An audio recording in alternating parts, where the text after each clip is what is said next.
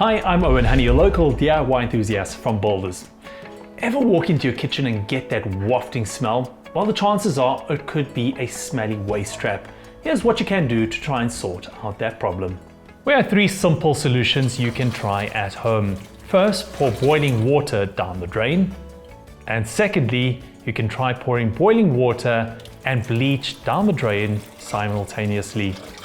And lastly, mix equal parts of baking soda and white vinegar. Pour that down the drain, followed by boiling water. Well, if those 3 simple home remedies don't work for you, you can always visit your local Odours, which has a wide variety of products that will help sort out your smelly drain pipes.